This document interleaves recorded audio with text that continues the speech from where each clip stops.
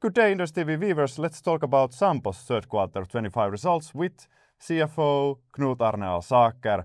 Knut, congrats for excellent results. Thank you very much. As usual, I'd like to ask, why did you not change the lower end of your full year guidance? Because the first 9 months of the year has been so good, so why didn't you raise up the guidance, the lower end, I mean? Well, it is a good guidance still, I should remind you about, because even if we sort of end up in the lower end of that guidance, it still means an 8% underwriting profit growth year over year in the fourth quarter. And even though the guidance indicate that we could have even higher ambition, 8% is roughly in line with our new EPS target. But the main reason for us not changing the guidance in either end was the storm called Amy, which primarily hit Norway a few weeks ago, which is included in the forecast, the estimates that we have for the full year in the fourth quarter, which has a estimated cost for us to the tune of 30 to 40 million euros. And that is the main reason why we didn't do like you suggest now with the outlook in the report we released today. So we'll see how the weather pans out in financial terms. Weather is always in the fourth quarter during the winter always is a factor that can create some impact on Nordic P&C insurers' profitability. Now we have had a reasonably sized storm. We have included it in the outlook. We still remain with the same outlook, and it is an outlook that clearly indicates year-over-year underwriting profit growth also in the fourth quarter, despite the weather. Exactly. I think you were quite bullish when you raised the EPS growth target for the years 24 and till 26 from 7% to 9%, especially considering that Sampo does a lot of buybacks, and when you're targeting earnings per share growth, that might create an incentive to buy back shares, even though it would not be in the best interest of shareholders, just to, boost your results. So what's your thoughts on that? Let's see where to start. First of all, buybacks has nothing to do with the fact that we increased our target from above 7% to above 9% for the period 24 to 26. There's two reasons for that. Obviously, like I just said, it is a target for the 3 years, 24 to 26, and we've had excellent performance, way above 7% operating EPS growth for the first 7 quarters of these 3 years. So just to take that into account means that it made sense for us to consider the target. And then it also gives us a good comfort in terms of next year and the fourth quarter, which we just talked about, which will be also taken into account when considering the upgrade of the targets. The buybacks that we currently are doing are really no different than the original assumptions we had for buybacks when we gave the above 7% operating EPS growth target back at the CMD in March 24. Why don't you then guide investors about, let's say, operating earnings, but something not related to earnings per share? Well, I think that is, earnings per share is after all important, because that will not only sort of be impacted by buybacks, but certainly also say something about how much dividend in nominal euros we can pay. I think it was also important for us to talk about an earnings per share in connection with when we issued shares, not only bought back shares, but issued shares in connection with Top Denmark, to show that transaction actually would be accretive for our shareholders and our earnings per share when we realize the synergies out of that transaction. And obviously, with the increased synergies we announced a few months ago, that earnings EPS accretion will be even higher compared to our original announcement. Fair enough.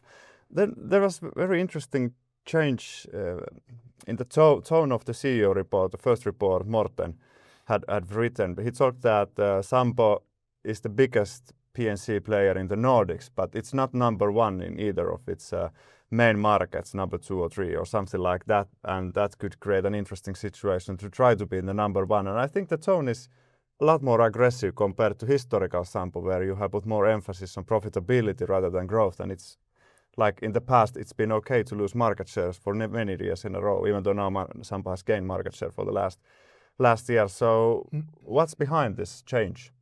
Well, first of all, you shouldn't consider that reflection which was done, that we have a very specific target to be number one in all the markets we operate in. That's really not a target we go to work thinking about. It's an illustration of the fact that, hey, we can continue to grow because there are companies that are, after all, bigger than us.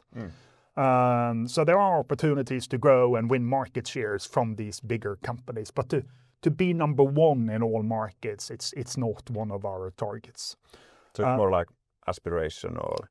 It's an aspiration to grow, and there are opportunities because there are companies that are bigger than us that we can win market shares from. But in terms of aggressiveness, we're not. I wouldn't say that we are aggressive, but if you think about the history of our P&C operations, we were established even before Sampo came in with really bad margins, loss-making margins, and then we've had a 2-decade journey to land where we currently are, which are excellent margins. So to grow today creates a lot more value for our shareholders than if we talked about growing 20 years ago, or even 10 years ago, or even 5 years ago. So the value we create of organic growth, getting new customers into the company, is high. And the pricing discipline that we have in the main markets we operate in is good.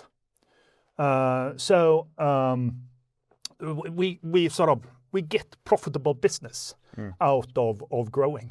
Now, if that were to change and markets were to soften, which you, for example, see within the sort of global industrial and reinsurance segments, our growth appetite would go down, because we need to make sure that we protect our margins and not thinking about being number one in any market or being aggressive in terms of growth. But the large part of our business, the Nordic mass market business, for example, the SME business in the Nordics, broadly based, all markets, all countries, excellent value to be created out of growing. And of course, we have a history out of being present in the UK market the last 5 years, which obviously shows the value of organic growth as well, given the contribution that the UK today is making to Sampo's overall profitability compared to 5 years ago. Do you see that? I agree, of course, it would create more value, ceteris paribus, if nothing changes, but do you think that all your competitors will just stand, in Finnish we say, tumput suorina, meaning that doing nothing, they are just in shock, and now Sampo takes all our market, well, let that happen. Usually they will answer to that by lowering prices, and then you could even break what the previous CEO, Torbjörn Magnusson, I love the expression rational market or rational pricing in the market. That could break up. What do you think? I definitely don't think that competitors will stall in awe and just look at us. They've never done that, and they will never do that. One thing is pricing. In the UK, for example, that's super important for growth. So if you don't want to grow, you just need to offer a less competitive price, so to speak. That has a very close link to growth in the UK. In the Nordics, price is one. But given the high retention we have in the Nordics, the fact that customers actually like us stay with us, to make sure that that continues to be super high at close to 90% is important, because that means that you lose few customers. And then customers learn that the service we have, the ease of dealing with us, the ease of buying our products, the ease of dealing with us when there's claims, that's also super important, very highly valued amongst Nordic P&C companies. So to grow, we focus more on the customers in the Nordics than what our competitors are doing, because we need to be the best in customer service, in terms of customer satisfaction, and dealing with that in an efficient and customer-friendly way. So correct me if I've understood wrong, but if I understood correct, Sampo is still profitability first company, but now you see a historic opportunity to gain more market share without rocking the boat in the insurance market. Absolutely, profitability first. I mean, to grow and deteriorating our profitability would not be a good value proposition for our shareholders. But the value we can create today out of the organic growth we're talking about is really, really high, and higher than it has been sort of during the history of Sampo P&C. Thanks, Knut, for interesting answers. And I think next interview will be with Morten, and you will lead Sampo in the next year. So I want to thank you for our interviews. It's been a pleasure. Thank you. Thank you to you as well. Thank you. Oh.